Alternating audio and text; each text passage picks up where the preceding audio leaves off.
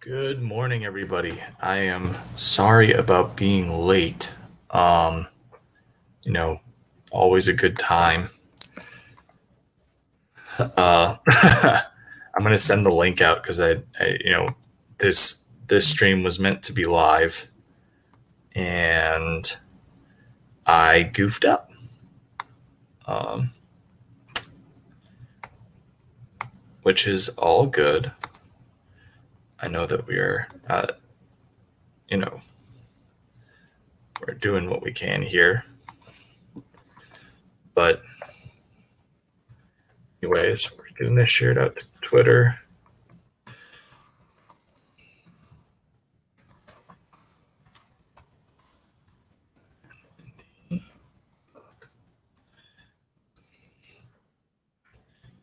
All right, let's get this shared out.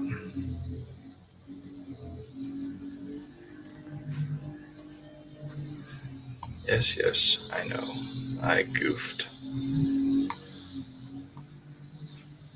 This should have been sent out earlier, but was dealing with some stuff. Huzzah, real life. Dragon Multimedia is saying sub chat. There's not much going on in the chat right now because my dumbass forgot to publicize this a bit. Like, I made a post about it earlier in the week, and it was initially supposed to be last night, but I was exhausted. I couldn't do it. It'd been a long day at work. And so now we're here talking indie comics, and today's indie comic is going to be is going to be The 13th Labor by David Gay. And we're going to talk a bit about that because this is actually a comic that I've had quite a bit of knowledge on, because it didn't start as a print comic. It started as a digital comic on the Webtoon platform, and is actually one of the big reasons why I decided to try and go out there and expand into the Webtoon market. So hopefully we can get some people coming in here shortly. We're going to wait just a few more minutes. And yeah, let's see. We have Zevius like the link on Twitter, so hopefully we'll get some people coming in shortly. So I guess we'll start off with some introductions here. My name is Michael Oden. I'm the creator and writer of books like Elysian Fields and The Embrace, and I'm the founder of Nine Realms Publishing. To give some updates on things, The Embrace is at the printer. The printer has had a very, very rough past 2 weeks, and the machine has gone down like 2 or 3 times. And he sent me pictures of each time. It's not like he's goofing up. It's not like he's withholding stuff intentionally. It's just Murphy's Law has come into play. The printer that he's had is very old and is in the process of being replaced, but the new printer didn't get there when it was supposed to. It was stuck on a boat. So always fun. I'm trying to bring up the 13th Labor Kickstarter page and get the Webtoon page up as well, because it's good stuff, and we'll talk a bit about that. All right, so we've got that. Alrighty then. Go to page 7. Intro. All right, so do we have anyone else in the chat? Do we have anyone hanging out here with us? We've obviously got Connery hanging out there. Hello, Connery. Welcome, Dragon Multimedia LLC. Hopefully we can get a frog coming through to share some stuff around. But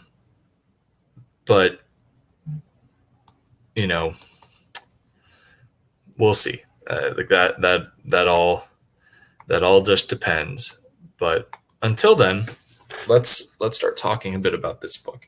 So, 13th Labor. we got this right here. Beautiful cover, great production quality, produced by Comics 2 Movies. So this is a product by Sean Keenan, who is a good friend of mine. Or rather, it's being produced by Sean Keenan's company. I shouldn't give him all the credit there. Like this is actively the yeah, I know, right? Where's Mo when you need him? Dragon says. I mean, if there was a solid way to get a hold of Mo, I would do it. But like, he is completely off the grid, and he literally only appears in chats. So if there's another stream going on that's more high profile or anything like that, that's where he's probably hanging at. But you know, we will make do without a Mo. It's okay. These things happen, and if this just turns out to be a low viewed, not very comment driven stream, I mean, that's fine. It just means that I've got to talk a lot more, which is you know, it's a thing. But this is the byproduct of not advertising things well and doing it last minute. It was one of these things where I had started to kind of promote it at the beginning of the week, and then I had to push back the time. There's just been so much stuff going on. But let's talk about 13th Flavor. So we've got this beautiful cover here, and we'll talk about this. So we've got the book. This chapter is Chapter 1, Intergalactic.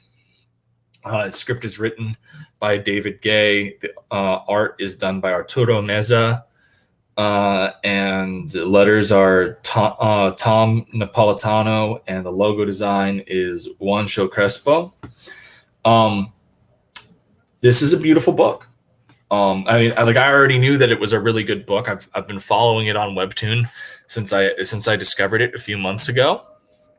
I'd say back during the summer, really when I started getting into the indie scene. I was looking through Webtoon, just bored, because there's a lot of, it's like the whole point of Webtoon is that it's free content. Oh, we got somebody, guys. We've got Dave Brink in the chat. Hail, Dave Brink. Dave Brink, Genuine Comics, for those that don't know, is the creator of Perfect 10 and also the creator of a character, American Bliss, that I am so fortunate to be working on a miniseries for, and the first issue is going to blow everyone the fuck away. We've got such a great team on that, and American Bliss is one of those characters where, you know, it's funny because Dave's come to me a whole bunch about the Embrace, and I was like, man, I really wish that I had created that character. But like, American Bliss is getting the same kind of love that the Embrace has, or like literally every week there's a new piece of American Bliss fan art, and it's just jaw-dropping. What an experience. I'm so happy. I'm so happy for Dave. He's a great creator of. I'm very glad to call him a friend and a peer in this industry. But to shift things back, we've got 13th Flavor. And so we went through the creative team here. And so basically the premise of this is that it primarily follows Heracles, the Greek hero. And as you guys know, I'm a big Greek mythology guy, and so that suckered me in real quick. And so our story kind of starts off, and he's just completed the 12 labors. And so there's a little bit of a background on that. Heracles, and Dave says, thanks, Michael. Happy to have you on American Bliss. I mean, it's my pleasure, man. I saw that character, and I knew I wanted to be a part of it. But anyways, we take a look at when you look at the story of Heracles, his defining story is surrounding these 12 labors, these 12 tasks of almost impossible effort. But what is, yes, this is a virgin cover, and it's beautiful. As beautiful as it is one of my main complaints about the book. I will get to that in a minute, though. It's like the art in it's superb, and as a cover itself, it's absolutely fantastic. What I have issues with is it represents something that isn't at all present in the story. in a way. I think that there is an element here that I will discuss here in a little bit that should not have been in this cover, and if it was not in this cover, I don't think I would have a single issue with this book from a creative standpoint, because I'm already very familiar with it. Like, I'd already read all this, and I was very happy to help out, because this was actually the second time this book went to Kickstarter. This was David Gay had tried to do a Kickstarter before. He didn't really have the networking or anything, and so it wasn't getting pushed around. He was trying to rely on his Webtoon audience, and the thing about Webtoon is the majority of the people on there are on there because it's free. And so I don't think he was able to translate the Webtoon viewership to the consumer viewership. And that's always a tough thing. Like, that's one of the toughest parts of this industry, is converting is converting your fan base into backers, especially if you're going from a primarily free platform to a monetized platform. It's like, oh, well, like, yeah, I wish I could, but, like, I've got bills to pay, and I'm a patient person. I can wait to just read all your series via updates. And so that was the big difficulty that this book initially had, and so its first launch, it didn't do well. And it broke my heart because I wanted it to succeed so much. And then it got picked up by Comics to Movies, as said, Sean Keenan found it, and I can't recall, but I want to take credit because, like, I was pushing this book so hard, and I'm fairly certain that I had sent Sean the initial Kickstarter campaign, and I was like, this broke my heart that this did not fund.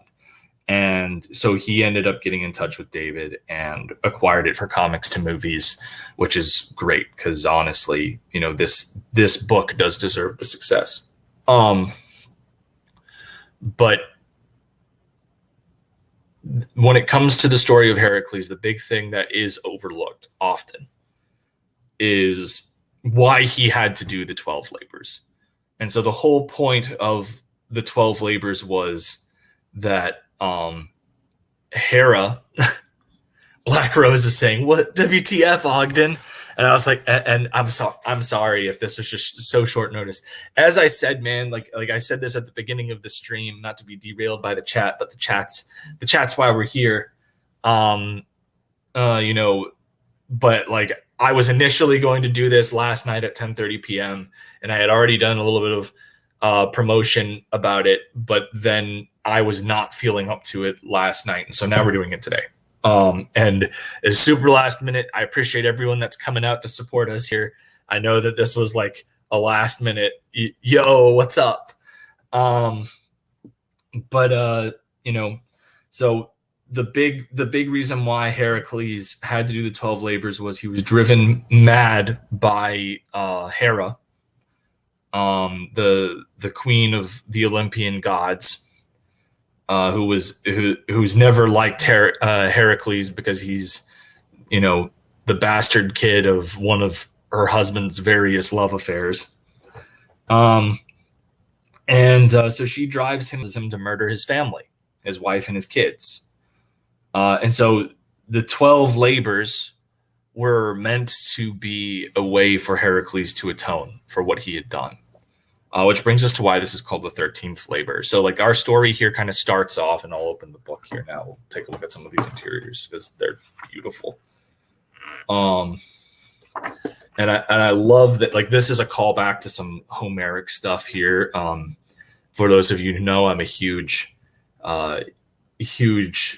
lover of Homeric poems, in particular the Iliad. And so we start off our comic book with Rage Goddess, sing rage of one fighting for absolution, half a man, half a god, and destined altogether for failure. Brilliant opening to the book. It is a callback to the opening of the first 5 lines of the Iliad, which is Rage Goddess, sing of the rage of son of Peleus, Achilles, whose wrath incurred countless woes upon both Achaean and Trojan alike. Like that was like that's very much what this is a callback to. But so we have Heracles, and he's going through and he's completing the last of these 12 labors. One of the final ones was to bring Cerberus, the guardian of the underworld, to the king. But like he completes these labors, and he still feels empty. He still feels he still feels like he can't accept forgiveness. And you have this beautiful sequence here I just adore, where like the king who never expected Heracles to complete these tasks, is like, now you're forgiven. You go do whatever you want. And he goes, but I don't have anywhere to go. It's taken years to finish my labors. And he just says, I don't feel forgiven. And so like, that's the kind of the whole point of this is, Zeus pops up in a very uncharacteristic display of fatherly empathy. And is like, it's okay. Like you completed these 12 mortal labors, but there's a 13, like if you like absolution doesn't just come from the mortal realm, it comes from the divine. So you need to complete this 13th labor, which is where the story takes a left turn from the original classical Heracles story and goes into its own artistic license and takes off with the narrative that's for this book. And so effectively what Zeus tells him is that there's an intergalactic tournament in the future that he has to prepare a champion for. And the champion is one of his descendants. And that's the whole drive of 13th labor is like, Heracles gets sent with the messenger god Hermes to the present to go link up with this latest descendant of his. And there turns out to be a hiccup, and the person he's supposed to have, the person is allegedly his descendant and that's supposed to be this champion that inherits Heracles' powers, is not able to. And I'll leave that for actually reading the book and what have you. But so he ends up having to work with somebody else. And so that's what you get here in the 13th labor book 1, is you kind of get everything up until they get to the present. I'm not going to show that off because I don't want to give that away. It is a very good story, and this is one of those things where it's like, I'm not going to ruin this for anybody that is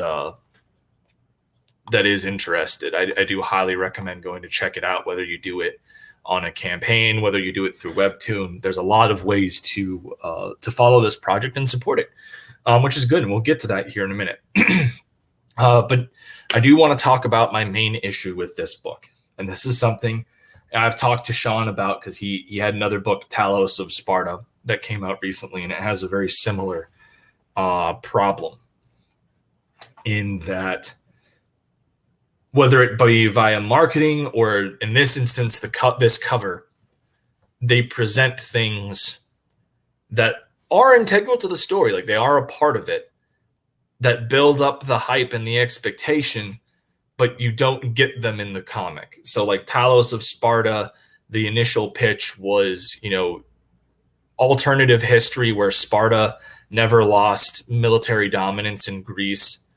And it's effectively what would happen if military dominant Spartan, the military dominant Spartan force of like the classic age of Greece went up against the Roman legion, right? Which, if you've read anything about history and read about Pyrrhus and know the term Pyrrhic victory, that the answer to that's pretty fucking clear. But I mean, it's Sean's baby, and I get that, and it is a fun take, and people really like the whole Sparta thing because of 300, and that's all good. But the big problem is in that first issue, you don't ever see the Spartans get into conflict with the Roman legion. In fact, the Romans never show up in the first issue. And his whole thing was, oh, well, it's a graphic novel. This was supposed to be the first issue. And I was like, that's great. But the problem is that you were like the aspect of Sparta versus Rome was so prominent in the marketing that when you read it, it doesn't matter that the book's solid. You're kind of let down that you don't see that conflict. And so how this translates to 13th Labor is we have this beautiful variant cover, which is a statue of Heracles holding what I'm fairly certain is one of his dead children. And you've got his dead wife and everything. And around him are all the creatures and everything that he had to defeat in the 12th labors. Like all the things that he had to do in the 12 labors, they're all surrounding him, and he's on top of this mountain of these things, and he's covered in blood, and he's still holding on to dear life to his child. And it's beautiful, it's powerful imagery. And even this portion up here, and which is the portion I have a problem with this character laying on Heracles, and is also very somber, and is also very remorseful, and feels and has guilt. This is a great image, and it is very indicative of what this series is about. The big problem is that this girl is a secondary protagonist. She does not show up in this book. And with this being the main cover that got pushed in the campaign, and I'm fairly certain, we'll take a look at the campaign specs in a minute, but I'm fairly certain that this was the top selling cover on the book. I can only imagine Connery saying, boy, this chat is lonely. Yeah, I know, and that's my fault. As I said, I very much put this out there last minute, and that is my fault. I will completely take ownership of that. Not any way trying to sabotage this video, because I genuinely love this comic, and I will be sharing the hell out of the replay when this is all over, because I do want people to go check this book out. It is very good. But that being said, I can only imagine how many people were very frustrated to have this very powerful image that tells the story of this book, like, beautifully. I've always said that, like, when you're doing a cover for a book, it should tell the story of what's in the issue. Because like that's your marketing, like your cover marketing. It should tell that story as a single cohesive piece of art, and that's what draws people in. And this cover does that, and it does it brilliantly. But when you go through the book and she doesn't pop up at the end, she's not shown, that creates a problem, because now you're showcasing something that the audience isn't going to understand, that the reader is just going to be confused because they see this girl on the cover and she's very clearly important to the series. She's very clearly a big role based off of the story that this piece tells. But she's not in the book. She's not in this first book. And I know that they're trying to break down David's work, because he's had, I think the most recent chapter of the 13th Labor is the 69th post of the series, and it's very difficult for, well, not difficult. I understand rather the mindset of trying to break this down into the chapters that he has, because he does. He has them laid out where it's like chapter 1, part 1 when you're looking at it on Webtoon. And so it's like, okay, like I get that, and that's great. But if you're going to include a character on a cover, they better be in the book, even if it's just for one panel. And I think that's where this made a mistake. Is I feel like they should have either cut it off one or two pages ahead so that character could at least be introduced, or they should have combined the first 2 books into one, so that way you could get both parts of that story, the setup and the beginning of rising action of the overall story arc. Because as it stands now, we now have this cover that tells this story, that advertises all of this stuff, but doesn't deliver on it.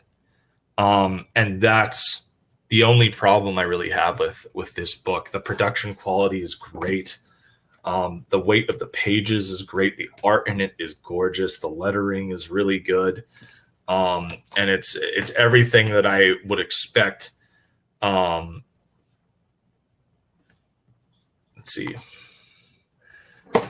Dragon Multimedia LLC. Not to lie, I don't see why not have a character in the book that's on the cover. Why not to have a character in the book that's on the cover? I don't know if that was just blockily worded. If you're asking why it's important to make sure that a character on the cover is in the book, I think I've laid that out. It's because you like your cover is your like top piece of marketing. Like that's the whole thing is, in literature, people always say like, oh, don't judge a book by its cover. In comics, covers are what sell your book, or what grab people to check out your book. If the interior art sucks and everything, they're obviously going to put it back. But a good cover will at least allow somebody to give an initial interest of, oh, let me check this out and look into it. And this is a great cover. If I saw this on a shelf, I'd want it. I'd look at it and be like, all right, what's that? I need to check that out. And I would pick it up and I'd start to flip through. And with the art in there, it's consistent with the cover work. I would have been very happy. I would have picked this up. But then after I read the book, I would be very frustrated because this girl here is on top of Heracles, is on top of all these labors and tragedies and everything like that are indicative to who Heracles is as a character. And she said, and Genuine says the main character should be prominent to the cover. And in that degree, it is, because there are effectively 2 protagonists of this series. There is Heracles, and then there is the champion that ends up fighting on his in the tournament in later, right? And like effectively they play a mentor-mentee role, and they're both co-protagonists of the book, because it's effectively both of them letting go. It's both of them overcoming the sadness behind personal tragedy, the sadness behind loss, and feeling guilty for the death of somebody they loved. And that bond brings them together. And it's beautiful. Like the series itself is fantastic. And so like these 2 characters here are the 2 main characters of the book, but she doesn't appear in the first issue. And that's where the issue is it's like, you cannot showcase a character, no matter how integral they are to the story, on a cover that's your active marketing, and not have them not appear at all in the book, have them not be introduced. And that's where the issue lies. So I hope that I explained that, Connery. I like, as you said, like I said, it was very hard to ascertain what you were trying to say here.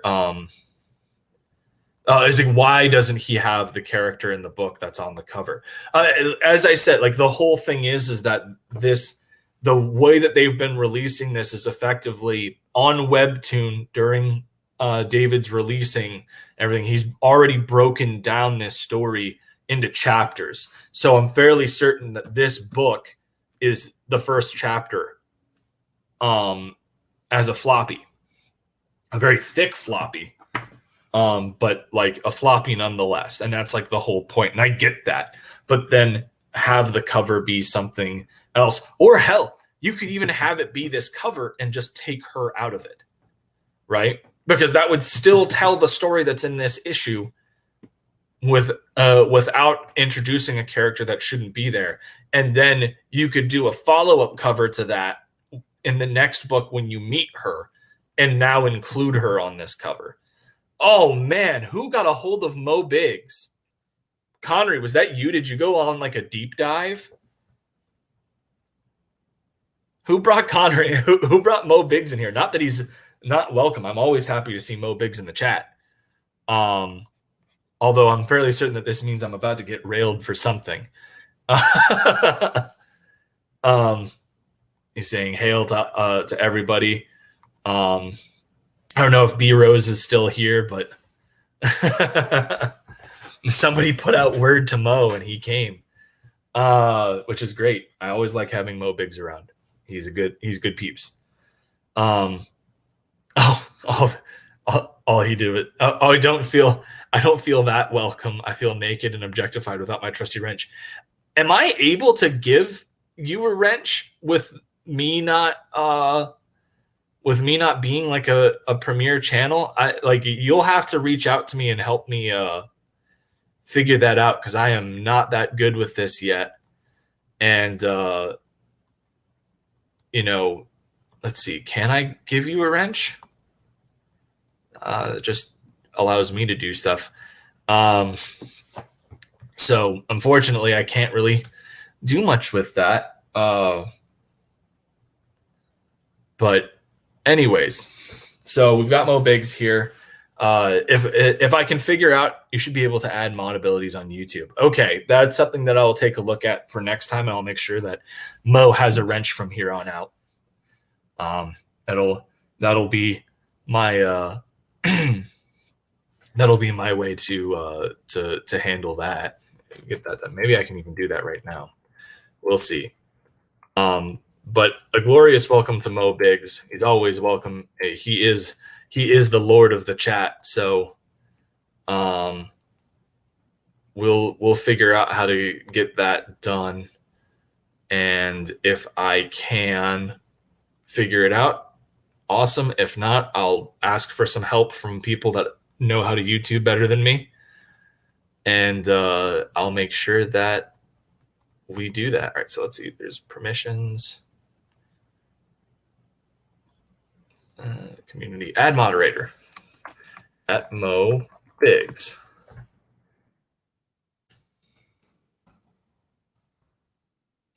All right. I don't even know how to do this because I don't know, because it's asking for add moderators, but I have to have the YouTube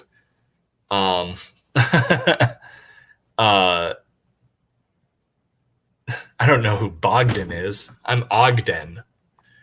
But anyways, Mo, I apparently need your channel URL, and I don't know your channel. Your channel is hidden. I've looked up Mo Biggs and I can't figure it out. Bancroft must have gotten to YouTube. But yeah, so this book's definitely worth a check out. Let's take a look at the Kickstarter campaign for it, because the big thing that I like, if my channel is hidden, how do I have an impressive 8 subscribers?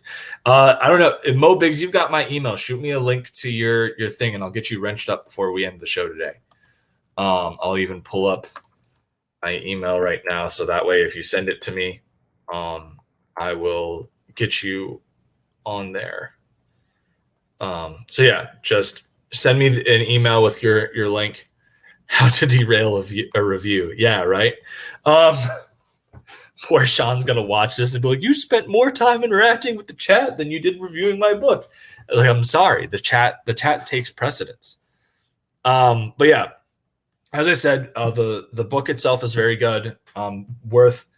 Definitely worth checking out. It was a Kickstarter, so you can't get a hold of it on there. I know that they're looking at launching the campaign for the next book here soon. But what I am going to do is, one of the big things that I like to pride myself with these reviews is that I talk about the economics of the campaign. And I think that's something that that does set me apart from other comic book reviewers. So what we're going to do right now is we're going to take a look at this Kickstarter campaign. All right, so let's take a look at this Kickstarter. All right. So we're at, we've got, this is the failed one. This is the one that like broke my heart. So as I said, he did this initially by himself, and they got $761 with 34 backers. Let's see. And this is the one that was done that was successful. Okay. All right. So, Story of Gods and Ghosts in an Intergalactic Tournament of Champions. He had 186 backers, raised 7,000 AUD. Not a bad campaign at all. So let's take a look. So I had selected $25 for the Virgin cover. And this is the main cover was, let's see. All right. So this is the standard cover. This was the one that had the logo on it. So it's still that same image. And again, I have a lot of problems with that considering she doesn't appear in this issue. And, you know, the marketing showcases a lot of the great art from the book, and it doesn't showcase that character in it either. So like, they knew that she wasn't going to appear in this book. And that's the only issue that I have, is that this character shouldn't have been prominent in the marketing if she wasn't going to be in the first book.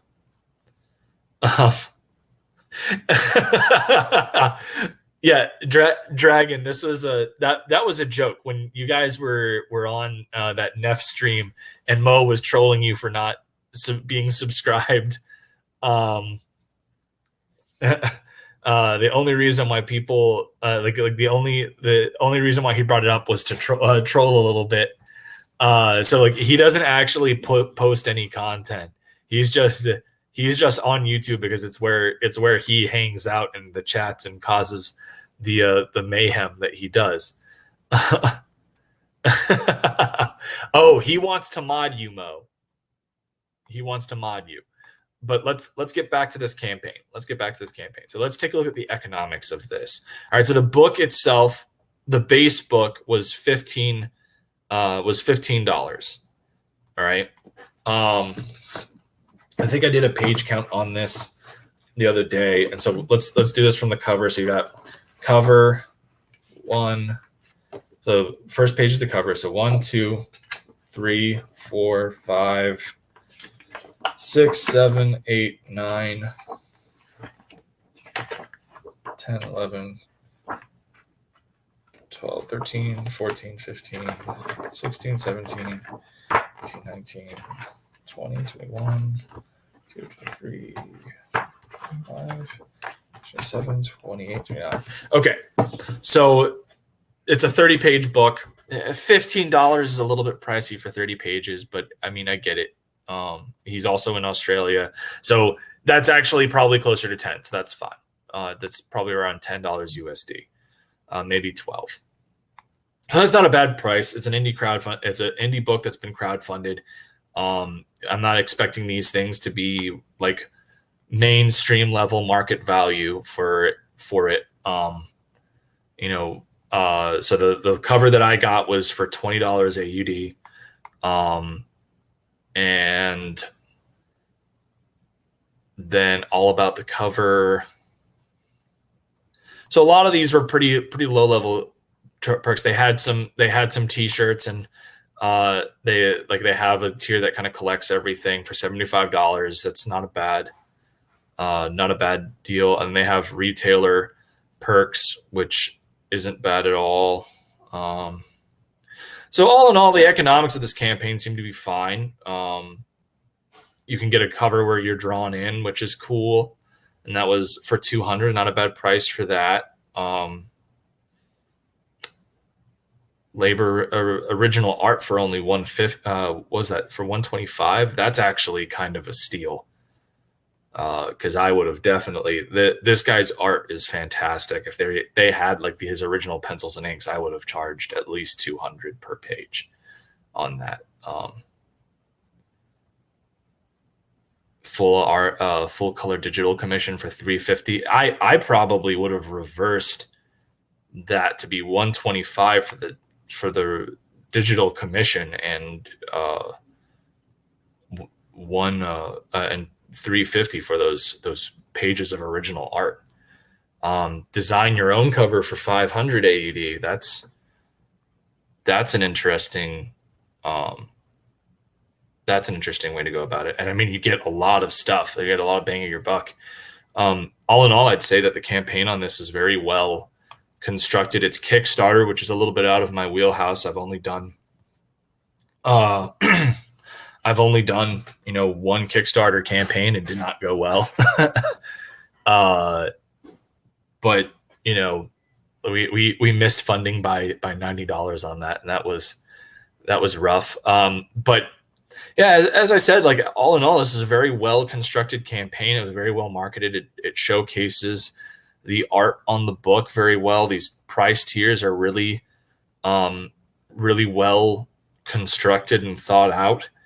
Kickstarter doesn't do the featured tier deal, so there isn't a way to really prioritize a single tier. But if I were to do a feature tier, if I were to bring this to an Indiegogo market, I'd probably do this t-shirts and covers tier that's at 75, and I might give like a 10% discount on it for like the first 30 days or something like that. So it's at 65 as a featured tier to drive people in, because I think 75 isn't bad. It isn't like ridiculously too high, but I've noticed that if you can keep it between 40 and 100, closer to the 40 end, you're guaranteeing yourself a lot of backers. And like this was a limited tier of 50 and only 5 sold. I think that you could have done way more than that at the 65 cover, a 65 price, and still have covered all your bases. A lot of these tiers appear to be limited, which I do think is odd. Like, I don't think you should have limited. I don't think that it should have been limited for the variant cover. 89 of 100 left. It's not like a big deal. Yeah, like, and it's really interesting because I'm looking at the backers. So the main cover got a solid amount, 49 backers. It was, which I don't blame. Like it's the same thing as the Virgin, but with the logo. I do think it's odd that. Let's see. Oh, I have one tomorrow at 8 p.m. and tonight is to be determined. And Mo says TBD is a very popular time to stream, so be wary of the competition. Yeah, no shit. This stream just was very impromptu, and I apologize. This has caused me to be kind of a mess. I like to be a bit more organized with these reviews, but I was not feeling well last night when I kind of was, and like now I am just kind of playing this by ear for today's stream, which is never the intent. But if, as I said, so this was a Kickstarter. You can't really go back it now because it closed. But they are looking at doing a second issue. Now, what I will say is, if you really want to get in on this and start reading sooner rather than later, they do have a webtoon. And this is what I will bring up, is we're going to take a look at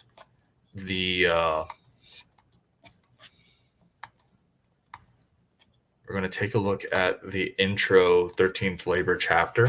So this is where it is on webtoon. And what we'll do right now is I'm going to open that in a new tab, and I'm posting in the chat the link to this webtoon. Mo Biggs is saying Kickstarter or Webtoons, you're killing me, Smalls. Look, man. So Comics to Movies, which is run by Sean Keenan, their platform has their audience set on Kickstarter. They're making sure that their audience gets behind the book and is promoting is promoting these projects on a platform where they have the highest probability of success. I do not hold that against them whatsoever. Now, David Gay, who did 13th Labor, is the writer for it and is obviously the guy that has paid for everything up through this point. He is, he got started and was trying to build his audience on Webtoon. And I completely respect it. It's a smart way to go about things in indie because you're getting your stuff out there to a wide market because it's free. There is nothing there. You can't really beat the free price point. And Connery's asking for both links. I'm not going to post the Kickstarter link. It's closed. You can't go back it on there. Mo.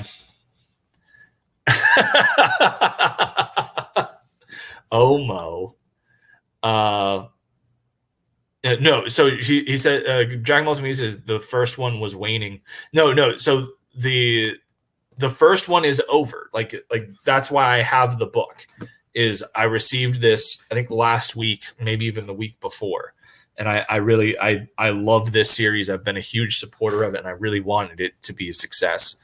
And I'm glad that when it came to Comics to Movies, it found that success, and that's great. Genuinely a fantastic thing. I do very much commend Sean for bringing this book in. That was a response to Mo.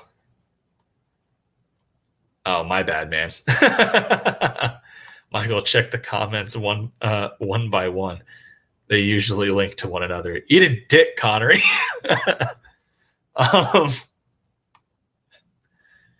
Oh man, 13th Labor sounds like a prequel to Jersey Devil Myth. I don't know.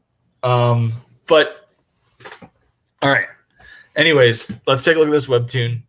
So this is where I found 13th Labor. I found it on this, and he's doing a very similar model to what I've been doing with Errand of the Sable Knight, where he's only been releasing it one page at a time so he doesn't run out of content.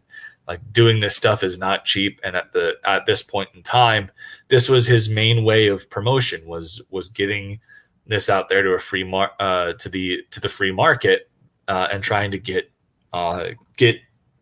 build an audience on a free platform. And so he was only releasing he only releases one page at a time, which can be very frustrating. But yeah, like it's a good series. I do highly recommend it. The link is in the chat. I hope you guys go check it out. Like it's so if you hold on, the Jersey Devil was the 13th child of some woman in Jersey. When she found out she was pregnant again, she said, "Let the 13th be a devil." It's one of the worst, lamest origin stories ever. Like this is actually, Mo, you weren't here when I was kind of breaking down the whole concept of this. This is actually like a really well thought out book. Like having there be having Heracles complete the 12 labors of myth and still feel like he hasn't been absolved for his the murder of his wife and children, and being given a quote unquote divine 13th labor. Oh no, I know. I was just saying that the title would fit a Jersey Devil prequel. Fair enough. But I do really enjoy this book. I do highly recommend it. I cannot speak enough praise about it. The art's very good. It is stylized and what have you, but it's clean. The compositions are great. And on top of that, it's probably the most accurate version of mythological Hercules or Heracles that you will see. that is also even remotely child friendly. um, like it's one of those things where he is very authentic to a lot of the myth, but he puts like kind of a positive spin on it, where he's, kind of this almost gentle giant a lot of the time until he gets angry. Um, and I did really like that. It was very unique, and how it was Boreas is very clearly a guy that is very familiar with the myth of Heracles, and understands it very well, while simultaneously knowing that a lot of people, grew up with Disney's Hercules and everything like that. And so there's a lot of that element there too. I would say that the youngest audience member I'd give this to is maybe 10 years old. I can't recall if there's any really swearing in it or what have you, but most of the violence is pretty tame, and most of the things that he fights are mythological creatures. So it's not like he's going around and murdering a bunch of people. I mean, there's allusions to a lot of the bad stuff with Heracles, and what have you, but for the most part, it is a pretty family friendly book, I would say. So Connery likes Kickstarter and Webtoons equally. That's not even okay. Which of these do you pair, an errand or a labor?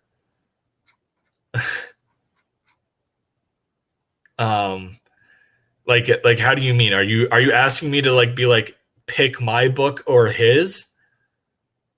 Because I feel like that's a conflict of interest. Or are you trying to say that I should have called my book Labor of the Sable Knight? And then we've got Ryan Red saying, Ryan Wynn, if I can talk. Hey dudes, Dragon Multimedia just replied to a message of yours I had missed. Ryan is very good people, but he gets his DMs get blown up all the time, and so he takes a little bit to get back to you, but he always makes it a point to do so. He's a good guy. I really like Ryan. He's good people.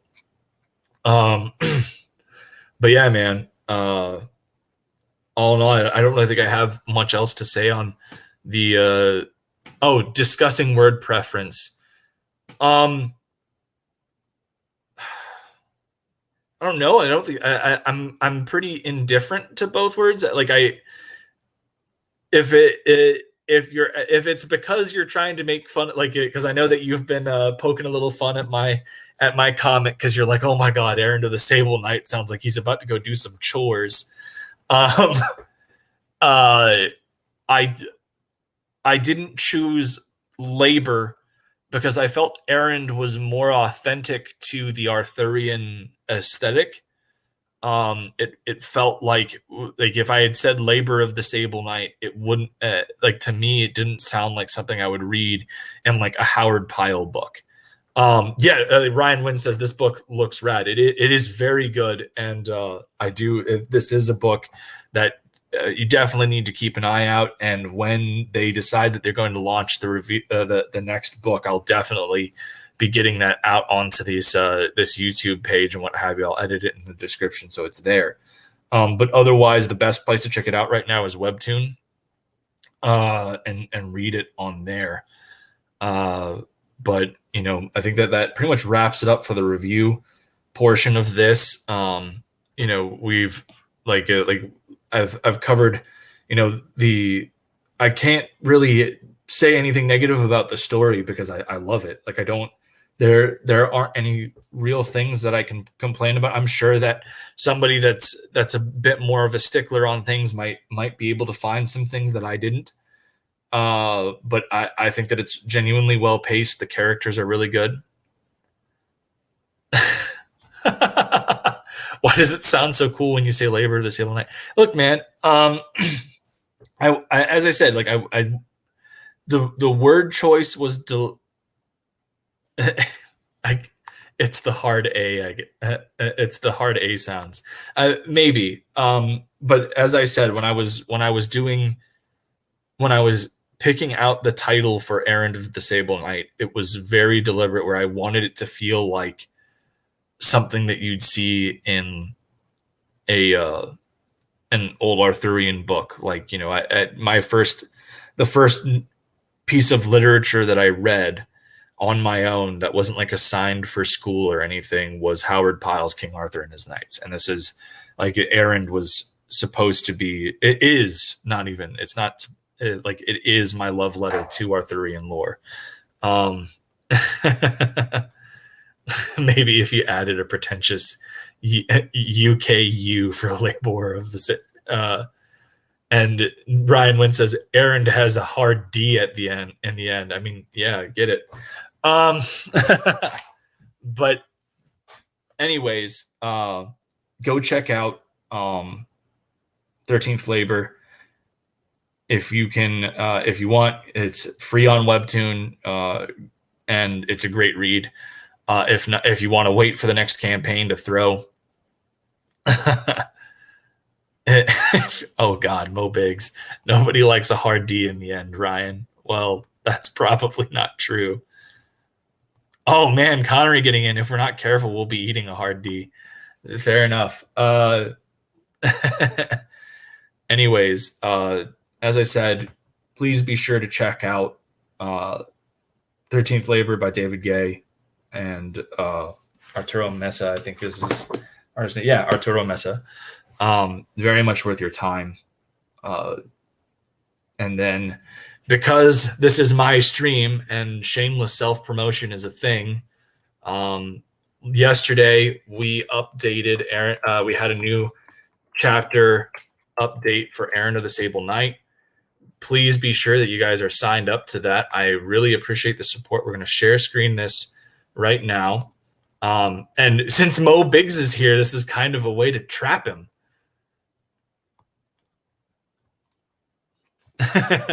All right. So this is the Errand of the Sable Knight homepage right now. This is where our story began. Got this beautiful cover. And the book is done by myself, Dino Agor, and Avery Ferdinand.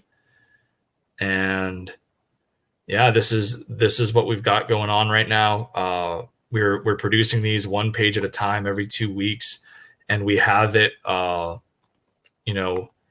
we have it going. Oh, that's the wrong way. Whoops. We have it going kind of alternating between Elysian Fields updates and Mobig says, Trap, I can leave at any time. Don't leave, Mo. Come back.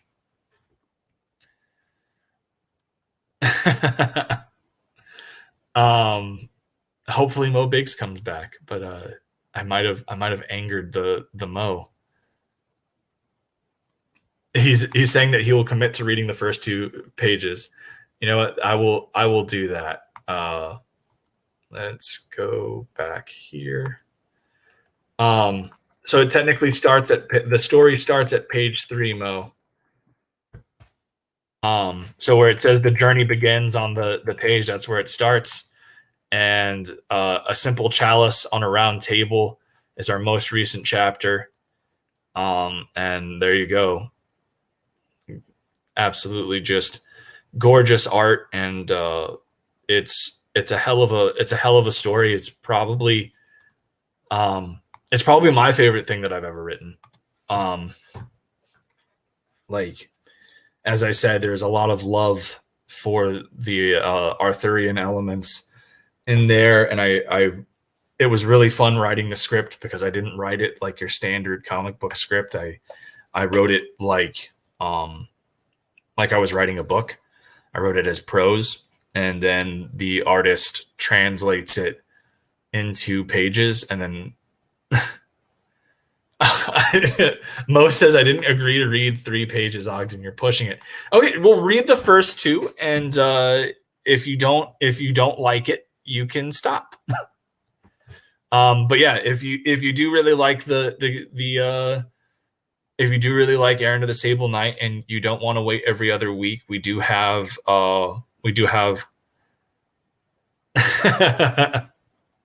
coming at this like a hard D in the end. I'm sorry.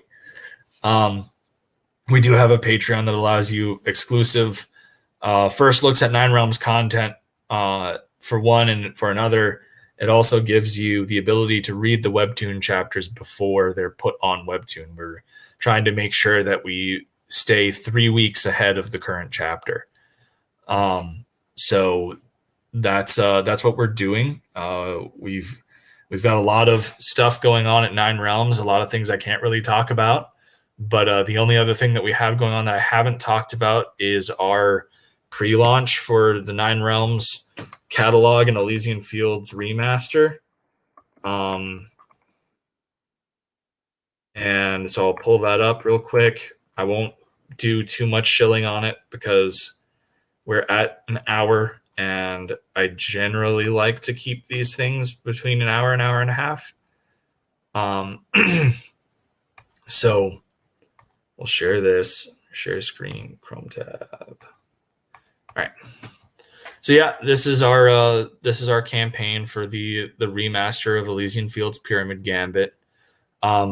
We got the limited 8-inch Achilles versus Gilgamesh statue. I had done this statue as part of the Pyramid Gambit campaign.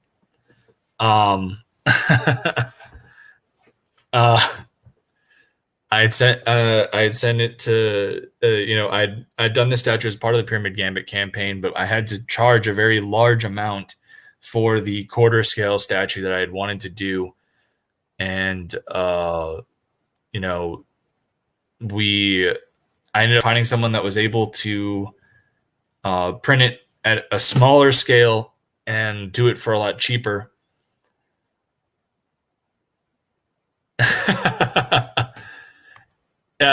I do that as mainly a way for there to be like more content and everything.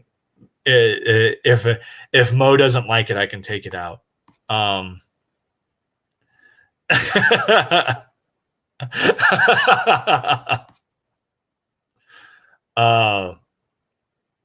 But anyways, oh goodness. Going back to the Nine Realms catalog, we do have the limited 8-inch Achilles versus Gilgamesh statue. That was actually a precursor to a joke between Mo and I that may or may not be involved with the naming of the tier that has that item in it. So I'm looking forward to launching that just to see Mo Biggs's reaction.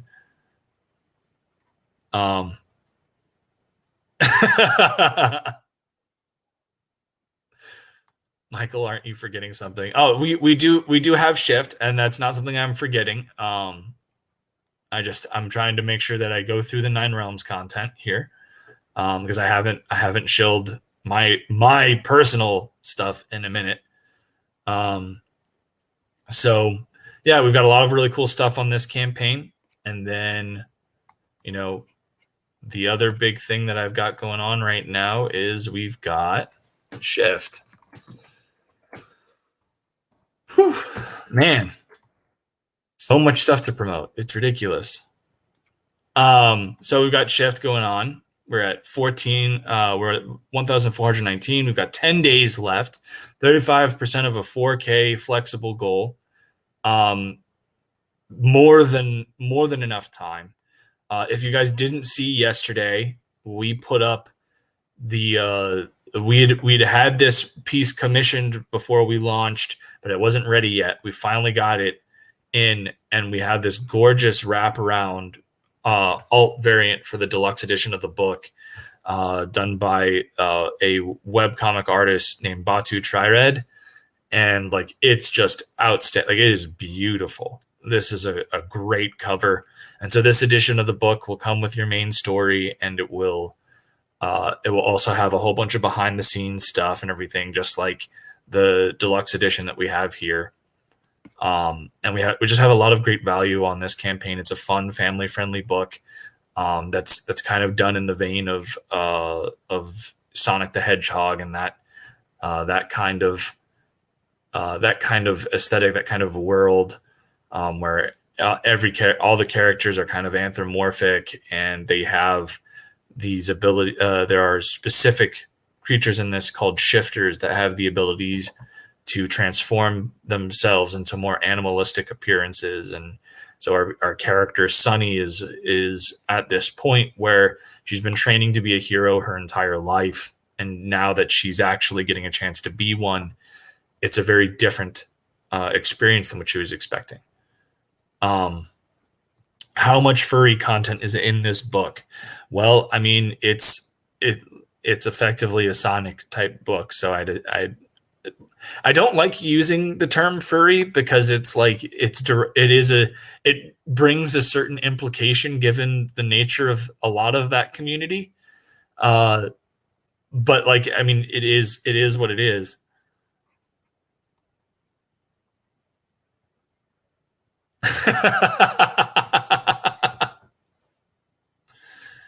Stop scrolling. You want to ask about the logo? This one. Why is the dragon's tongue? Why is the dragon's tongue all up in that A? I was okay. So I've been through this. I wanted to make sure and I explained this on I want to say it was either B Rose or somebody's, where Connery don't you know exactly what I'm talking about with the weirdos that get dressed up in the furry outfits and have like all sorts of crazy intercourse and are doing messed up stuff. Like, there's a lot of issues in the furry community. But anyways, the big thing with the logo is I wanted Connery's dragon logo as it stands on his like social media and everything. It's a strong logo, but it's not compact enough for a trade dress, right? And so I wanted to bring all the elements of his logo that kind of defined it into a compact version. And so I wanted to make sure that it had like the Dragon Multimedia LLC on it. And I wanted to make sure that it was more compact so that it could be in so that I could effectively be a trade dress. And I think that I did a pretty good job. But I mean, Mo is certainly critical about the tongue getting over all the way over to the A. I thought that was just a good way of creating like it. Yeah. Oh my God. Oh, I'm never going to hear the end of this. This is going to be Mo's focus. This is the Nine Realms catalog.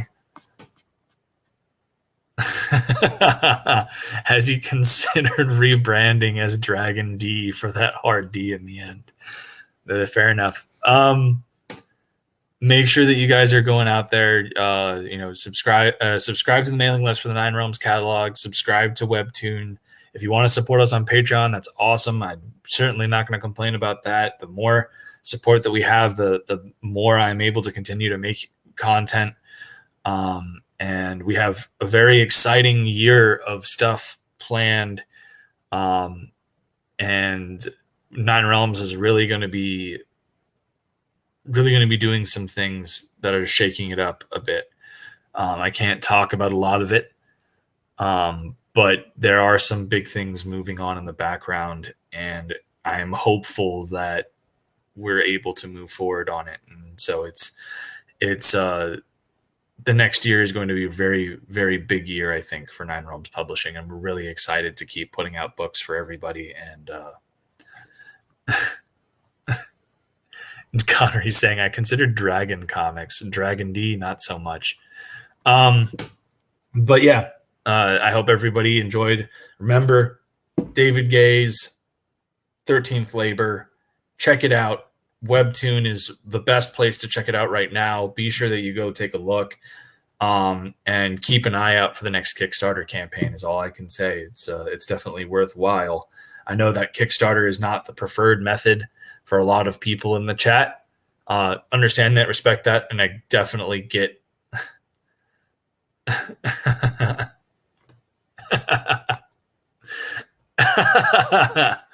Oh man, Connery's going off in the chats with the trolling. Well played.